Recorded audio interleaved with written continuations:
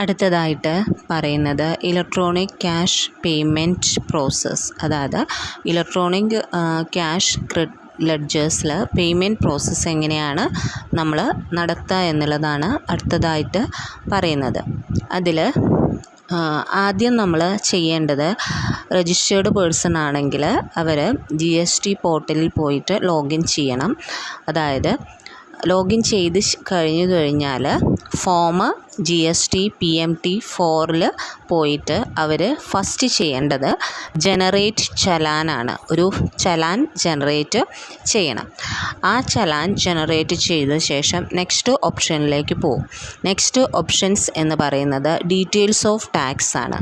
അപ്പോൾ ഒരു ചലാൻ ജനറേറ്റ് ചെയ്ത് കഴിഞ്ഞാൽ അവരോട് എന്താണ് അവരുടെ ടാക്സിൻ്റെ ഡീറ്റെയിൽസ് എന്തൊക്കെയാണെന്നുള്ളത് കൊടുക്കാൻ പറയും. അതായത് പേയ്മെൻറ്റ് ഏത് വിധത്തിലാണോ എന്നുള്ളത്, CGST ആണോ അല്ലെങ്കിൽ IGST ആണോ, അതുപോലെ തന്നെ SGST ആണോ എന്നുള്ളത് കൊടുക്കണം. ഇവരുടെ ടാക്സ് പേയ്മെൻറ്റ് ഡീറ്റെയിൽസ് കൊടുക്കണം.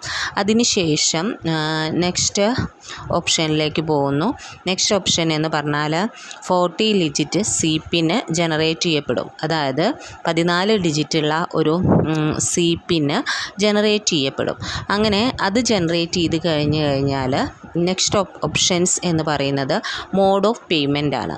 അതായത് പേയ്മെൻറ്റ് ഏത് വിധത്തിലാണ് നടത്തുന്നത് എന്നുള്ളത്. അത് ഇവിടെ 4 വിധത്തിൽ ഇവർക്ക് പേയ്മെൻറ്റ് നടത്താം. ഒന്ന്, ഇൻ്റർനെറ്റ് ബാങ്കിങ് മുഖാന്തരം നടത്താം, അല്ലെങ്കിൽ ഡെബിറ്റ് കാർഡോ ക്രെഡിറ്റ് കാർഡോ ഉപയോഗിക്കാം, അല്ലെങ്കിൽ RTGS നെഫ്റ്റോ ഉപയോഗിക്കാം, അല്ലെങ്കിൽ OTC ഉപയോഗിക്കാം. അങ്ങനെ 4 വിധത്തിൽ ഇതിൽ പേയ്മെൻറ്റ് നടത്താം. ഇതിലേത് ലൂടെയാണ് അവർ പേയ്മെൻറ്റ് നടത്തുന്നത് എങ്കിൽ ആ ഓപ്ഷന് ഇവർക്ക് ചൂസ് ചെയ്യാം.